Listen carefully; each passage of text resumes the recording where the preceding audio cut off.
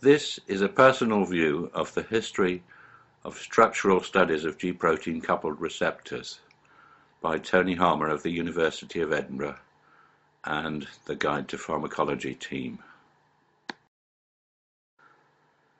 The first membrane protein that was structurally characterized was bacteriorhodopsin, a light harvesting membrane protein from the Archean Halobacterium halobium that acts as a light-driven proton pump and is the only protein constituent of the purple membrane, a two-dimensional crystal lattice naturally present as part of the plasma membrane of the bacterium.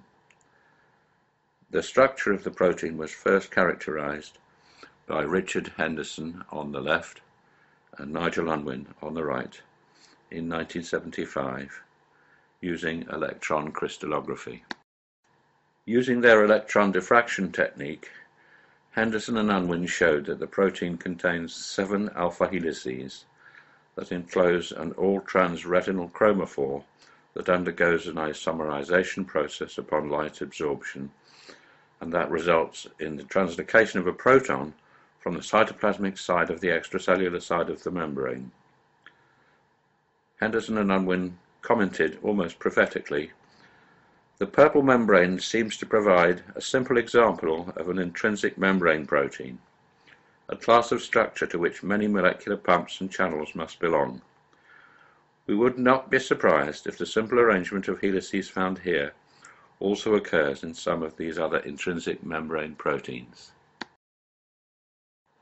The amino acid sequence of bacteriorhodopsin was first published almost simultaneously by the groups of Yuri Ovchinnikov on the left and Nobel laureate Har-Gobind Khurana on the right in 1979. Each of these studies represented a tour de force of protein chemistry for its time. Here you see one of the first drawings of the 7 transmembrane topology of bacteriorhodopsin from Ovchinnikov's lab. It was another 4 years until 1983 before the complete amino acid sequence of the first mammalian GPCR, bovine rhodopsin, was determined by the laboratories of Ovchinnikov in Russia and Paul Hargrave in the US. Note how closely this drawing resembles the modern way of depicting the structure of a GPCR. In the same year, the cDNA and gene sequences encoding bovine rhodopsin were published by Jeremy Nathans on the left and David Hogness on the right. They used a citation classic technique for homology screening devised by Hogness to identify not only rhodopsin but 3 other related visual pigment genes called red, green and blue sensitive opsins. Moving forward to 1986 takes us to a landmark paper from Robert Lefkowitz's lab describing the first cloning of the beta-2 adrenoceptor, which surprisingly was found to be strongly homologous to rhodopsin. This slide summarizes some of the technical achievements that had to be overcome by the Lefkowitz group in cloning the beta-2 adrenoceptor.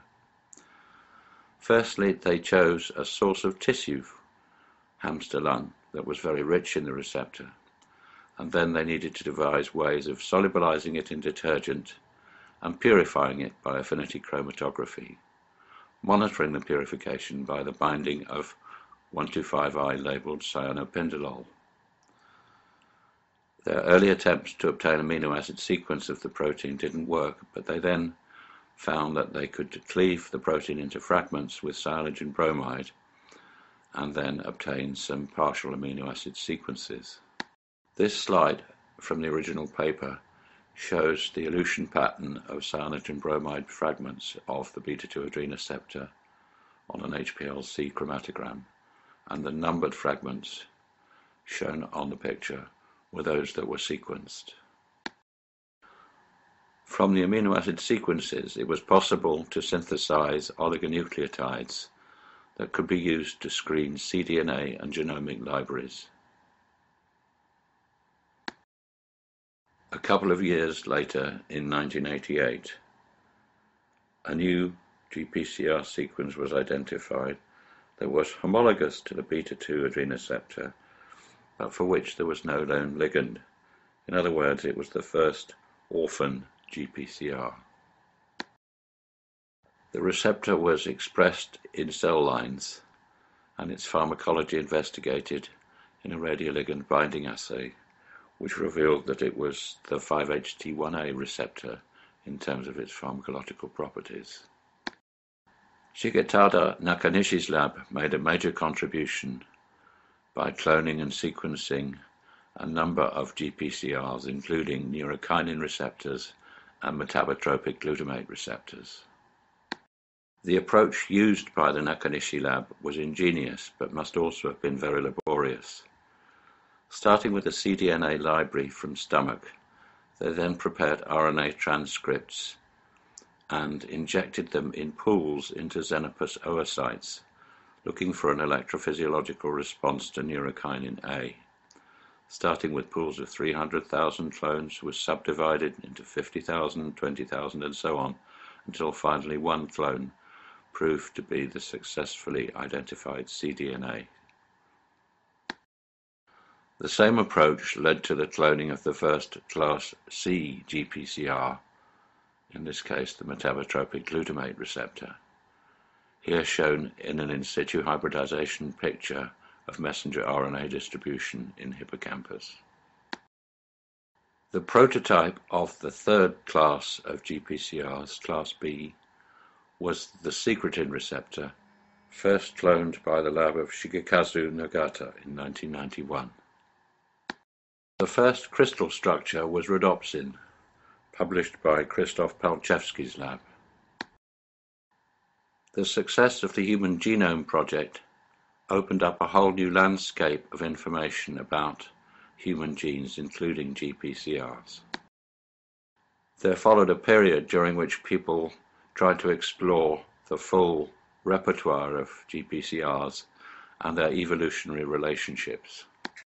Then came the first crystal structure of the beta-2 adrenoceptor from the labs of Brian Kabilka and Ray Stevens, and here shown on the cover from Science magazine on the date of publication. The work of Bob Lefkowitz on the left and Brian Kabilka on the right led to the award in 2012 of the Nobel Prize for Chemistry for studies of G-protein coupled receptors. The movie shows an activated human beta adrenoceptor in blue in a complex with a heterotrimeric G protein in reddish color and a hormone in gold. The boundaries of the membrane in which the GPCR sits are represented in green. This is from the Protopedia website.